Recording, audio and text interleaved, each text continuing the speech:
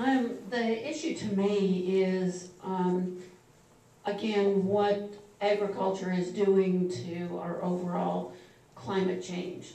And so when I think about the things that are most important about that, I really think about confined animal feeding as a really bad practice.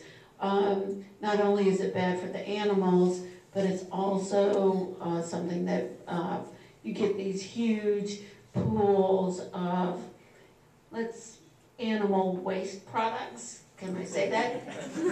And we haven't really talked about that. You said you didn't really want to talk about global warming, and I respect that, but I think that, I guess I would like you, Mr. Messer, if you could, to talk about maybe what your vision of agriculture would be to contribute positively to our global future. Thank you. I didn't say I wasn't unwilling to talk about it. I said I came somewhat unprepared because I missed that part of the preparation, not understanding what all we were talking about tonight. What I would say, first off, I'm not involved personally in any kind of confined animal industry, so I'm not that personally involved in it or familiar with it. However, this is what I do know. Industry-wide, the trends are that all the manufacturing for equipment is looking at equipment that will run and do the job with less horsepower intake on the PTO shaft, meaning that you can use smaller tractors, you use more utility type tractors as opposed to a humongous tractor to get the same amount of work done. The tractors are all being designed, all your major manufacturers, John Deere, White, New Holland, all your major tractor manufacturers are just like your auto manufacturers. They are competing with one another to come up with the most fuel efficient engines and the most energy efficient delivery drivetrains.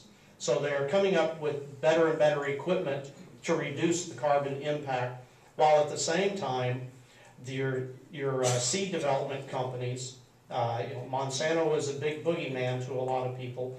Monsanto is also doing a lot of good things, and Cargill and ConAg and others are doing a real good job at developing seeds that require less water, less human intervention once it's seeded into the ground, seeds that will sprout with shallower planting, so that we don't have near as many runs over the field. The industry is trending more and more that direction. It's hard to see that when you drive out down the highway and you see a 200 horsepower tractor pulling a 24 bottom plow. You don't really realize that, especially if you see them turn a corner and you see a bunch of diesel smoke blowing out of the stack.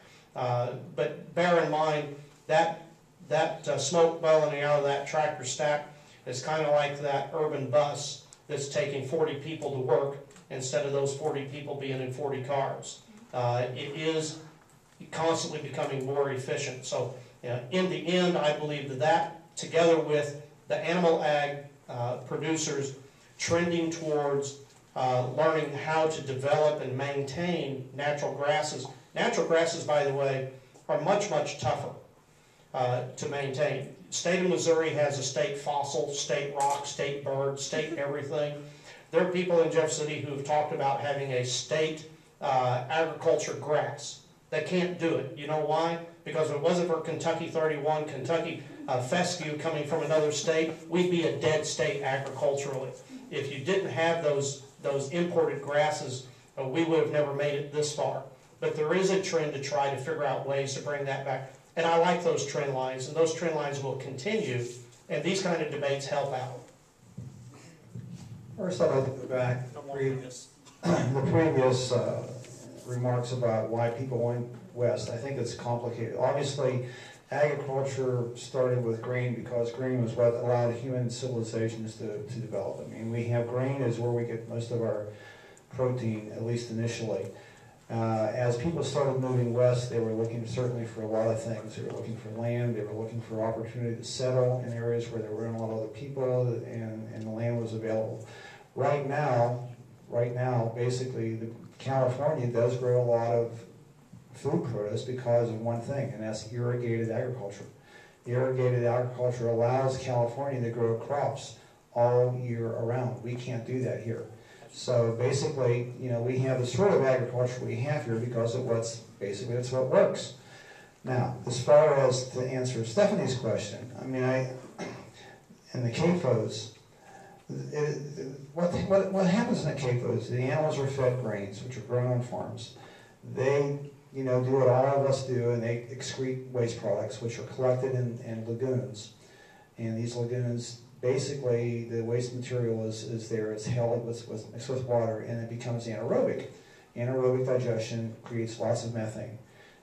But also these lagoons are, then the manure is spread back on the field. So there's that manure is used for plant fertilization, but in the process there is a lot of methane that's generated. And because of these CAFOs and because of the farms that grow the feed, we have a lot more animals than we could otherwise have. The reason meat is as cheap as it is because of the CAFOs. But I'm not saying we should get away from animals. I'm just saying that the way we do it with the CAFOs and the intensive thing is not really good. In this inventory of greenhouse gases, it talks about manure management is contributing, I don't have the percentages here, but it looks to me like it's at least, I don't know, 30% of the total greenhouse gas emissions. And that's because of manure or enteric fermentation. That's basically what happens in cows and other animals, and in our digestive system too. But I'll stop there. I just think that it's a complicated issue, and the way we're raising meat right now is contributing to greenhouse gas production. And if we went to a vegetarian diet, I mean, the fact of the matter is we need a certain amount of protein, but you can get that protein easier and with less in the way of greenhouse gas emissions on a plant-based diet. Now,